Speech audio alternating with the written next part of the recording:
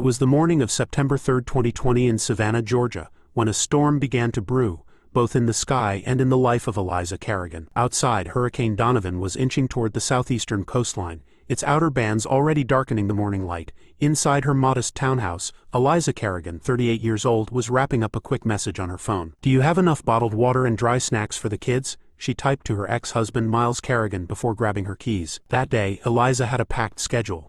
She was supposed to pick up her children from Miles' place, shelter from the storm, and show a new listing to a potential buyer.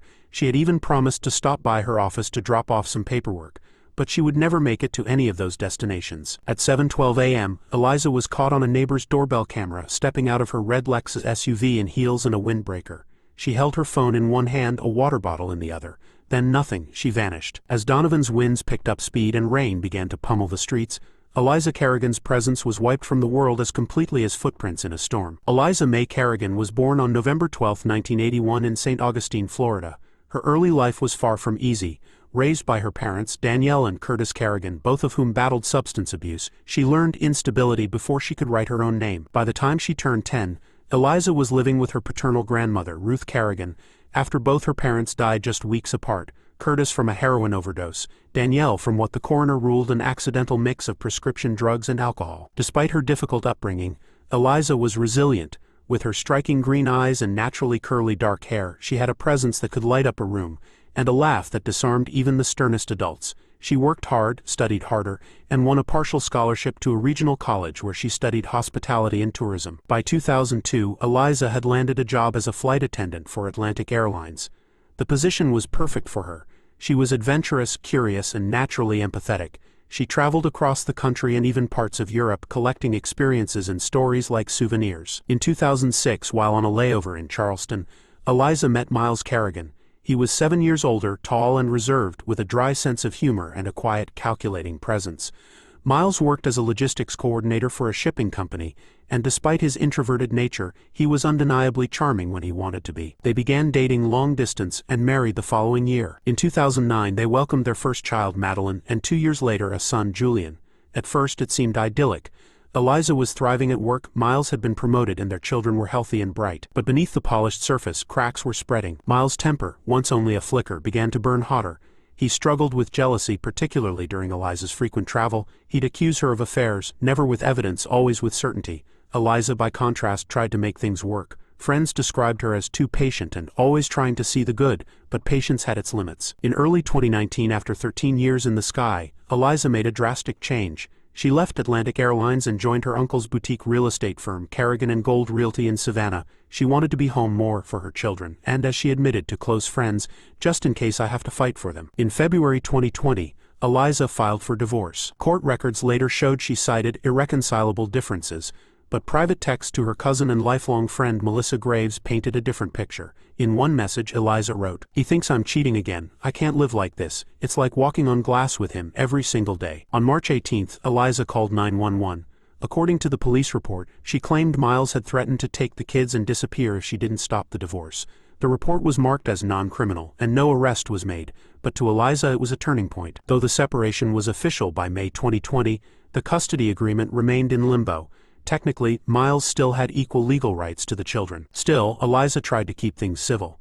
She believed that showing kindness, even when undeserved, would create a smoother path forward. She even helped Miles find a new townhouse and personally helped him move in. Then came August 2020. Eliza met Noah Clark, a jeweler and fellow single parent whose shop was down the street from her office.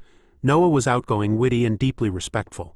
Their chemistry was instant. Within weeks they were sharing coffees, then dinners, then late-night phone calls. Eliza hadn't smiled this freely in years. By August 20th, she had introduced Noah to Melissa and a few close friends. She warned them not to mention him around Miles. "Not yet. I want to tell him when the time's right," she told Melissa. "I don't want drama." That right time never came. On September 1st, Eliza posted a photo of her and Noah at the riverside with the caption, "Didn't think I could feel this full again. Grateful beyond words. Red heart #new chapter." 2 days later, she vanished. On the morning of September 3rd, Eliza woke up at Noah's apartment. They had spent the night making hurricane preparations and watching the weather updates on TV. Eliza packed her things, kissed Noah goodbye, and told him she would drop by Miles' place to grab the kids and ride out the storm together. At 7:12 a.m., Noah's indoor camera caught Eliza walking through his kitchen, tying her hair into a bun. At 7:17 a.m., the outdoor camera showed her getting into her car, phone in hand. By 9:30 a.m., Miles texted Eliza's uncle, Martin Kerrigan, saying, "She said she's taking the kids to Atlanta until the storm passes, left in a rush." Martin knew something was wrong. Eliza didn't make sudden plans. She didn't leave town without telling someone. And she definitely wouldn't go dark during a major real estate deal. By noon, Martin reported her missing. What followed was a frantic, desperate, and infuriating search. But the biggest obstacles weren't just the storm or even the silence, it was the man who knew more than he let on. In the next installment of this rewritten true crime saga, we'll uncover the suspicious inconsistencies, the surveillance trail, and the moment when the quiet mask finally cracked. By the evening of September 3, 2020, Hurricane Donovan was making landfall just south of Savannah. The streets were empty. The wind moaned like a warning siren, and power lines trembled overhead. But inside Martin Kerrigan's home, the storm outside was nothing compared to the one forming in his heart. Eliza hadn't called. She hadn't texted. Her real estate appointment had been canceled due to the storm, but she still should have answered her phone. She always did. Martin called Miles. "She left," Miles said casually. "Took the kids. She said something about going to Atlanta." That didn't sit right. Martin knew his niece. She never made spontaneous trips. And she definitely wouldn't leave her work phone behind, especially with 2 active closings on her calendar. So Martin called the Savannah Police Department and filed a missing person report. On September 4th, a sheriff's deputy arrived at Miles Kerrigan's townhouse Pooler, just outside Savannah. He knocked. Miles answered in sweatpants and a t-shirt, looking groggy. "Haven't seen her in a week," he said. That was lie number 1, because Madeline, their 11-year-old daughter, quietly told her grandmother that she had seen her mother just the day before. Inside the house, the deputy found Eliza's purse on the kitchen counter. In the washing machine was a black dress, soaking wet and soapy, one her family instantly recognized from a photo she'd taken 2 days earlier. Her Lexus was gone, her phone was off, but she'd been in that house. The storm, however, was creating more than physical damage. Emergency responders were stretched thin. Thousands of residents were displaced. Flooded roads made it difficult for officers to canvass neighborhoods or preserve evidence. Martin, infuriated by the police's sluggish response, decided to act. He hired a private investigator named Quinn DeMarco, a former New York homicide detective now living in Savannah. Quinn immediately began pulling security camera footage from nearby businesses. That's when things got disturbing. On September 6, 3 days after Eliza's disappearance, a tip came in from an unlikely source. A retired school teacher named Frances Keller. She recognized Eliza's red Lexus parked behind the Red Fern Inn, a rundown motel near the I-95 exit ramp, an area known for drugs and abandoned cars. The Lexus was unlocked. The keys were still in the cup holder. Inside, the car was spotless, too spotless. The trunk was empty, vacuumed clean, no fingerprints were found. Security footage from a gas station across the street showed something bone-chilling. At 6:19 a.m. on September 4th, the red Lexus was driven into the motel parking lot. At 11:41 a.m., Miles Kerrigan was seen on surveillance buying a soda across the street. At 2:03 p.m., a hooded man on a bicycle matching Miles' build rode past the scene, looking toward the parked car. Quinn pieced it together quickly. He was making sure the car hadn't been discovered, he told Martin. Meanwhile, Miles was playing a different role. He told police he was devastated, but showed little emotion in interviews. He declined a polygraph, citing advice from his attorney. He posted old photos of him and Eliza on Facebook with captions like "We could have had it all" and "Family above everything." His social media confused everyone. One day he posted a tombstone with Eliza's name crudely photoshopped onto it. The next, he shared a video from 2016 of them playing in the yard with the kids. Friends were disturbed. Even his own older daughter from a previous relationship, Angela, confronted him. "Why are you acting like she's dead?" she asked. "Because I feel like she is," he whispered. When local media outlets showed little interest due to storm coverage, Martin and Eliza's new partner, Noah Clark, launched a media blitz on their own. They created a website, whereiseliza.com, offered a $15,000 reward, and uploaded Quinn's compiled timeline and video evidence. It went viral. Hashtags like #FindEliza and #JusticeForEliza spread across the Southeast. But instead of bringing answers, the campaign made Martin a target. The local sheriff's office criticized him publicly for interfering with an ongoing investigation. Some detectives even suggested Martin had something to hide, fueled by rumors about his private life, particularly his past same-sex relationships in the conservative region. Quinn, a gay man himself, recognized the pattern instantly. "They're not looking at the husband," he told Noah. "They're looking at the guy who's asking the right questions." Even Noah wasn't spared. After submitting to a voluntary polygraph, which came back inconclusive, some detectives began viewing him with suspicion. Worse, Noah made a critical misstep. Instead of handing security footage from his apartment directly to the sheriff's office, he gave it to a local news channel. That footage showed Eliza walking through his kitchen at 7:12 a.m. on the day she vanished, her last known movements. "I sent it to the station because nobody was listening," Noah said later. I had to make noise, but the damage was done. The department now had 3 people under scrutiny, Martin, Noah, and Miles, but only one of them had motive, opportunity, and a trail of chilling clues. On September 9th, nearly a week after Eliza disappeared, Martin received a phone call. The caller was anonymous, male, and shaky. He bought the bike that morning, the voice said. From the Walmart in West Savannah, paid cash. I was working the register. The tipster had read the online timeline and recognized the date. Security footage confirmed it. At 5:58 a.m. on September 4th, Miles Kerrigan walked into Walmart, bought a black mountain bike and left through the side door. Police couldn't deny it anymore. They called Miles in for questioning. On September 10th, after hours of interviewing, Miles broke down. He didn't cry, he didn't beg. He made a deal. I'll tell you what happened, he said, but I want something in return. He wanted to avoid the death penalty. The DA agreed. According to his own statement, Miles was furious when Eliza told him she'd be taking Noah Clark on the upcoming family cruise, one she had initially agreed to let him join. They argued in the bedroom. The kids were still asleep upstairs. She told me she never loved me, he said. He snapped. Miles said he grabbed her from behind and strangled her, then wrapped her in a blanket, placed her in the trunk of her car, and drove her body to Old Whistler Woods, a dense overgrown nature area west of Pooler. He returned home, cleaned the car, dropped it near the Red Fern Inn and biked back in the pouring rain. For days he kept up the lie, until guilt or perhaps fear forced him to confess. That same afternoon, detectives followed Miles to a remote spot in the woods. There, beneath a decaying cypress and a pile of brush, they found her. Eliza's body had begun to decompose, but the black dress, partially laundered and tossed nearby, was a match. The autopsy would later confirm death by manual strangulation. By mid-September 2020, the city of Savannah was still reeling, from Hurricane Donovan, and from the revelation that Miles Kerrigan, a father of 2, had confessed to murdering his ex-wife. The discovery of Eliza's body in the woods sent shockwaves through the local community. Candlelight vigils were held outside the Kerrigan and Gold Realty office.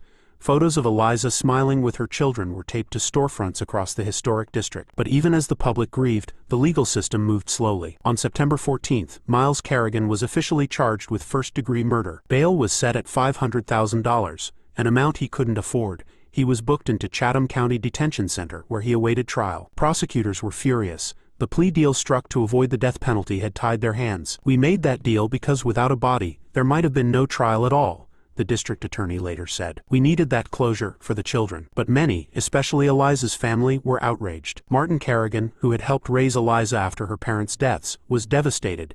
He hadn't just lost a niece, he'd lost someone he considered a daughter. But his focus remained on Madeline and Julian, Eliza's children, who were now living temporarily with Melissa Graves, Eliza's cousin and lifelong friend. It was Melissa who took the next devastating step, applying for legal guardianship, and it was Melissa who would uncover the darkest truth of all. On a quiet December night, Madeline, just 11 years old, whispered something to Melissa after dinner. Auntie, she said, I saw Mommy that morning. Melissa froze. She gently encouraged the girl to keep talking. Madeline hesitated, then spoke. I heard them yelling, she said. I went to the bathroom then.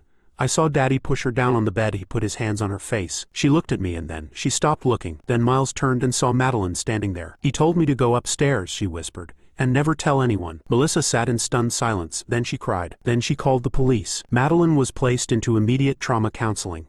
Her testimony was handled with extreme care, and experts were brought in to determine whether she could testify at trial. The answer was no. She was too young, the trauma too fresh. But her words were admissible, through Melissa, who took the stand during the trial months later and recounted everything. On June 15, 2021, the trial of Miles Kerrigan began in Savannah's Superior Court.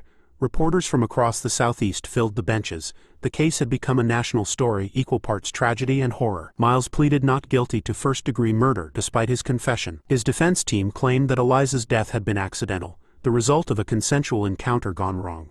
They painted a picture of an unstable woman, prone to mood swings and impulsive decisions. It was a smear campaign, and everyone in Eliza's life saw through it. In court, the defense introduced unverified text messages, anonymous letters, and speculative emails implying that Eliza had cheated, manipulated, and even emotionally abused Miles. But for every accusation, the prosecution had a witness. Melissa Graves described years of manipulation and threats. Angela Kerrigan, Miles' daughter from a previous marriage, testified about his volatility. Martin Kerrigan read aloud Eliza's last will, updated just months before she died, stating explicitly that Miles should never receive custody of the children. Then came a bombshell. An inmate at Chatham County, Jerome Mathis, had shared a cell with Miles for 2 months. On the stand, Jerome testified that Miles had bragged about killing Eliza, said she disrespected him, that she said she never loved him and that she was going to take some new guy on the cruise. He said he used zip ties, Jerome said. That detail, the zip ties, had never been made public. Only the forensic team and Miles would have known. The prosecution called the case what it truly was: a domestic execution born not from passion but from entitlement and control. They showed the jury the timeline, the bike footage, the motel drop-off, and finally, the confession. He couldn't control her anymore, the prosecutor told the jury.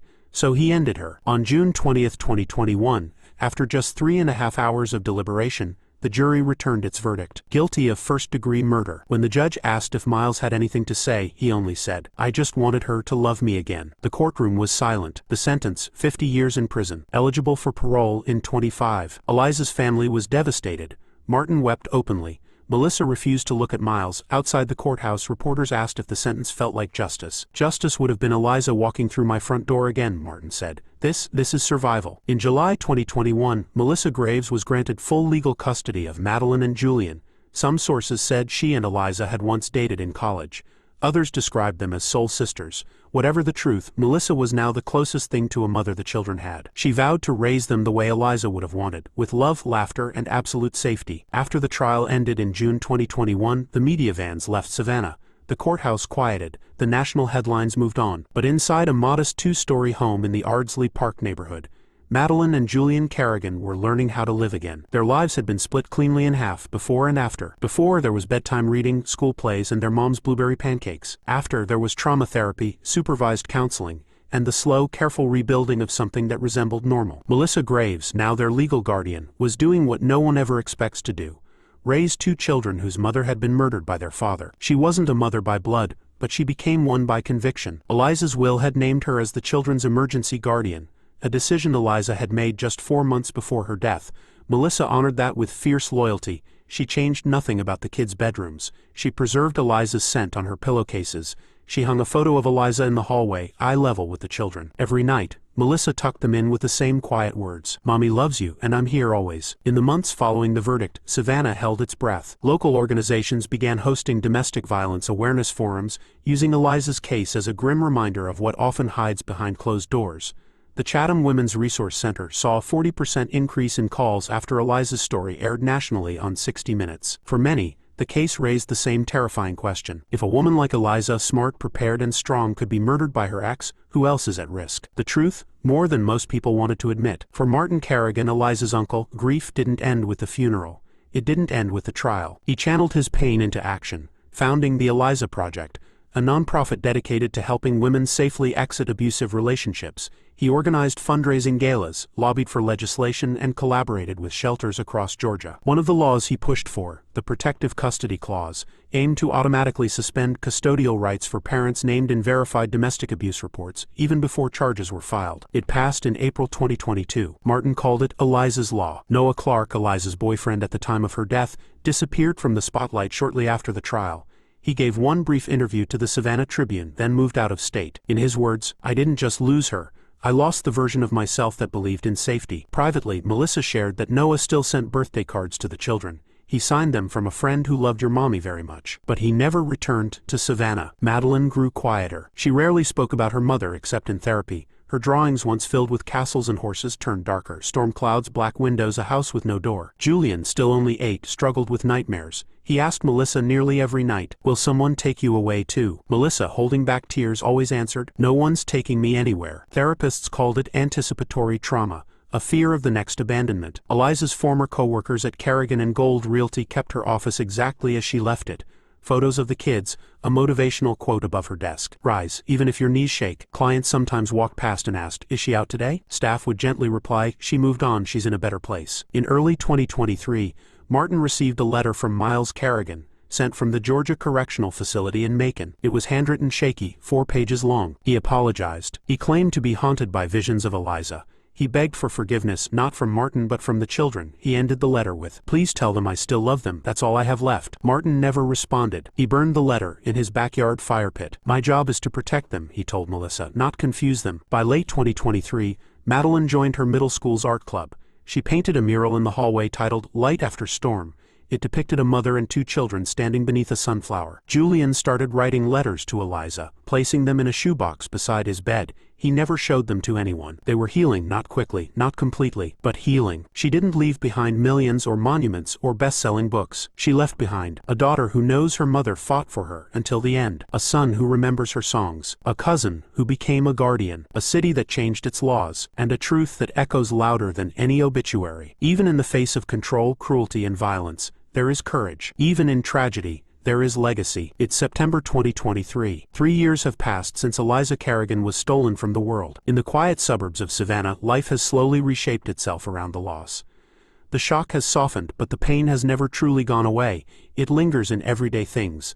The smell of Eliza's old perfume Melissa keeps in her top drawer, the way Madeline glances at the hallway photo before leaving for school, and Julian's habit of pressing his palm against the window waiting for someone who can never come home. But the tragedy didn't destroy them, it remade them. On the anniversary of Eliza's death, Melissa Graves stands at the podium of a packed community center, speaking at a candlelight vigil hosted by the Savannah Coalition Against Domestic Violence. She's nervous, she never liked public speaking, but tonight is different. She speaks not as a victim, not as a witness, but as a survivor. Eliza wasn't just my cousin, she tells the crowd. She was my sister, my anchor, my reminder that love can be fierce and still soft. Her story is a warning, but it's also a lighthouse. She found the strength to leave, and though the cost was unbearable, her voice didn't vanish. It lives on in laws and children, in all of you who are listening now. She ends with Eliza's favorite quote: "You don't have to set yourself on fire to keep others warm." The room goes still, then applause. Martin Kerrigan steps down from his role at the Eliza Project to focus on writing a memoir titled What She Left Behind. It isn't a true crime expose.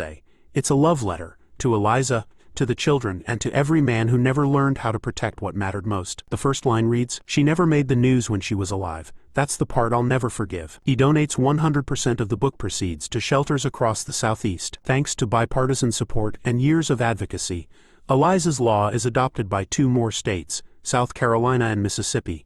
It becomes a model for early intervention in domestic custody cases involving credible threats of violence. Melissa, in a surprise move, agrees to testify before the state Senate in Jackson. She tells the lawmakers, "A lot of women survive for years before anyone believes them. Sometimes they don't survive long enough." The law passes unanimously. In April 2024, Melissa receives a letter in the mail. The envelope is addressed simply to the guardian of Eliza's children, Savannah, Georgia. Inside is a handwritten note. "I was in a toxic relationship. I stayed because I was scared of what would happen if I left. Then I saw your story on YouTube. I watched it 10 times. I cried, and then I packed my bags and left. I'm safe now. So are my kids. Thank you." No name, no return address, just a life saved. If Eliza Kerrigan could see all this, the ripple effects of her life and death, what would she say? Would she be angry? Would she weep for all the moments missed? Julian's first goal, Madeline's first poem, Melissa's first time being called mom? Or would she smile, knowing that even in her absence she had not been silenced, that her voice was louder now than it had ever been? This story isn't just about a murder. It's about what happens when someone refuses to be erased. It's about the courage to walk away, the danger of loving someone who won't let go, and the strength of those who stay behind and say, "You will not be forgotten." Eliza Kerrigan was a mother, a daughter, a friend. She was ambitious, loving, fierce, and flawed. She mattered. She still does. And her story is not over. It lives on, in the laws that now bear her name, in the children who still carry her laughter, and in every person who hears her story and dares to break free.